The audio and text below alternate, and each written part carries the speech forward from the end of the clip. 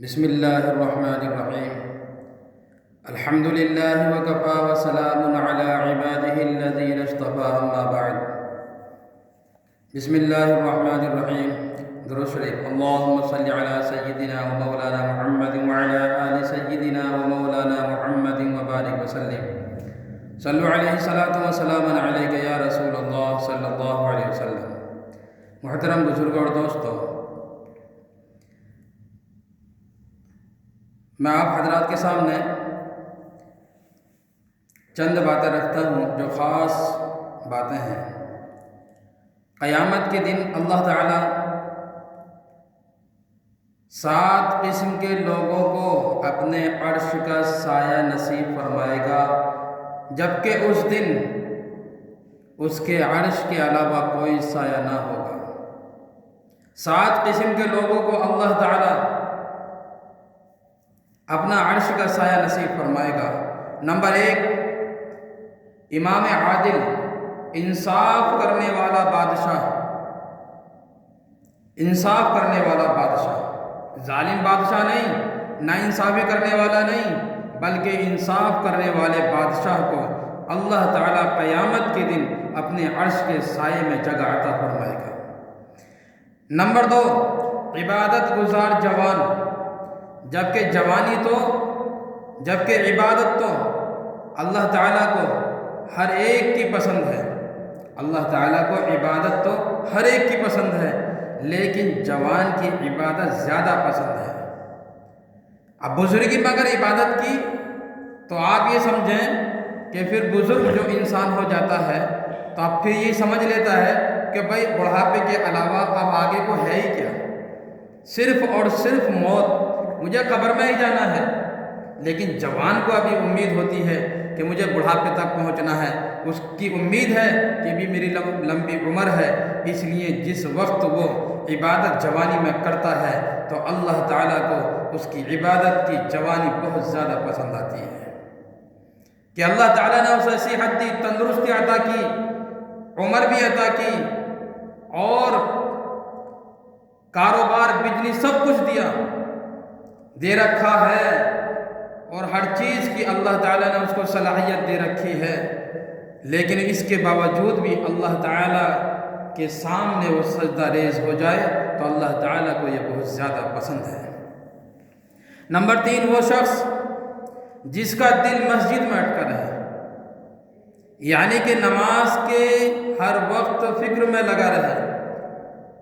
یہ نہیں کہ اس وقت کے دور میں اذان ہو گئی، اگر کام میں لگے ہوئے ہیں تو لگے ہوئے ہیں، سو رہے ہیں تو سو رہے ہیں، عشاء کے وقت میں سو رہے ہیں تو سو رہے ہیں، فجر میں سو رہے ہیں تو سو رہے ہیں، ایسا نہیں، بلکہ نماز کی فکر رہے، دل زیادہ تر مسجد کی طرف اٹکا رہے کہ میری نماز قضا نہ ہو جائے، تو اللہ تعالیٰ ایسے شخص کو بھی اپنے عرش کے سائے میں جگہ عطا فرمائے گا۔ اور نمبر 4، وہ شخص جو آپس میں صرف اور صرف اللہ تعالیٰ کے لیے محبت رکھتے ہیں۔ وہ شخص جو 2 آپس میں محبت رکھیں تو اللہ تعالیٰ کے لیے، دشمنی ہو تو اللہ تعالیٰ کے لیے، صرف اللہ کے لیے اگر محبت رکھتے ہیں آپس میں تو سمجھ لو آپ کہ اللہ تعالیٰ ان دونوں کو بھی عرش کے سائے میں جگہ عطا فرمائے گا۔ اور اگر آپ اس کا پلٹ دیکھیں، دوسری بات یہ بھی ہے، اگر کوئی شخص، 2 شخص ہیں، ان میں آپس میں محبت ہے، آپس میں اللہ کے لیے محبت ہے، اور کوئی بیچ میں آ کر ان دونوں کے درمیان نفرت ڈال دے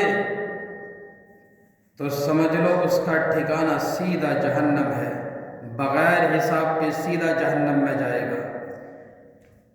جو 2 دلوں کو، ملے ہوئے دلوں کو توڑ دے وہ سیدھا جہنم میں جائے گا۔ اسی لیے جو آپس میں اللہ کے لیے صرف اور صرف محبت رکھتے ہیں تو اللہ تعالیٰ عرش کے سائے میں قیامت کے دن اپنی جگہ عطا فرمائے گا، سایہ نصیب فرمائے گا۔ 5واں، وہ شخص جو تنہائی میں اللہ کو یاد کرے، تنہائی میں اللہ کو یاد کر کے روئے، یعنی اپنے گناہوں پر ندامت و شرمندگی ہو اور تنہائی میں اللہ کو یاد کرے اور پھر وہ روئے تو سمجھ لو اخلاص کی علامت ہے۔ نمبر 6، جو انتہائی خاموشی کے ساتھ صدقہ دے، جو انتہائی خاموشی کے ساتھ صدقہ کرے حتیٰ کہ خود کو بھی پتہ نہ ہو کہ میں نے کتنا دیا ہے۔ دکھاوا نہ ہونا چاہیے، دکھاوا ہرگز نہیں ہونا چاہیے۔ اگر کوئی صدقہ کرے تو صرف اور صرف اللہ کے لیے، کہ اس کا اجر جو ہے اللہ دینے والا ہے۔ نمبر 7، وہ شخص جس کو حسین و جمیل عورت اپنی طرف بلائے اور وہ یہ کہہ کر ٹال دے کہ میں اپنے رب سے ڈرتا ہوں۔ ایک واقعہ میں آپ کو بتلاؤں۔ ایک طالب علم مدرسے سے گھر جاتا ہے، روزانہ کا کام ہے، مدرسے سے گھر۔ ایک لڑکی روزانہ اس کو دیکھتی ہے، ڈیلی نیم سے کھڑی ہو کر دیکھتی ہے، اسی وقت پر کھڑی ہو کر دروازے پر اسے دیکھتی رہتی ہے۔ آخر ایک دن یہ ہوا کہ طالب علم گھر جا رہا تھا مدرسے سے، اس نے اپنی طرف بلایا، دروازے پہ کھڑی تھی اور کہنے لگی ادھر آنا، ذرا میرا خط پڑھ دینا۔ ایک خط دیا، کہا میرا خط پڑھ دے۔ بس اس نوجوان نے خط ہاتھ میں لیا، بس خط ہاتھ میں لینا تھا، کہنے لگی کھڑے ہو کر باہر نہ پڑھو بلکہ گھر میں بیٹھ کر پڑھ دو۔ جیسے ہی گھر کے اندر قدم نوجوان نے رکھا، بس دروازہ اس نے اندر سے لگا لیا، دروازہ بند کر لیا اور دروازہ بند کر کر کہنے لگی اب مجھ سے زنا کرنا پڑے گا، مجھ سے غلط کام کرنا ہوگا، زنا کرنا ہوگا۔ اس نوجوان نے بہت منع کیا لیکن وہ نہ مانی کہ ورنہ تو میں محلے کو اکٹھا کر لوں گی، چلاؤں گی، چیخوں گی اور الزام لگا دوں گی، یا تو مجھ سے غلط کام کر ورنہ میں الزام لگا دوں گی۔ اب وہ نوجوان اٹھ کر کہنے لگا کہ میں پیشاب کر لوں، کہ ٹھیک ہے۔ جیسے ہی وہ پیشاب کرنے کے بہانے سے نالی پر پہنچا تو اس کے دل میں خیال آیا کہ یہ جو نالی کی گندگی ہے وہ اپنے اوپر لگا لے۔ کیوں؟ یہ نالی کی گندگی تو صاف ہو سکتی ہے، اگر گناہ تو نے کر لیا تو ساری زندگی بھی ختم نہیں ہوگا۔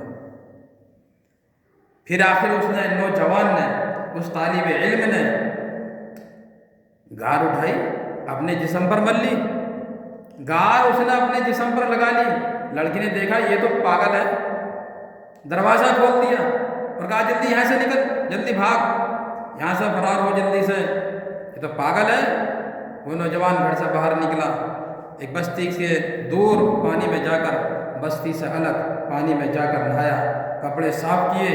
اس کے بعد میں جب وہ مدرسے آیا اور مدرسے کے اندر جب پڑھنے کے لیے بیٹھا تو استاد کہنے لگے کون شخص ہے جو اتنی خوشبو لگا کر آیا ہے؟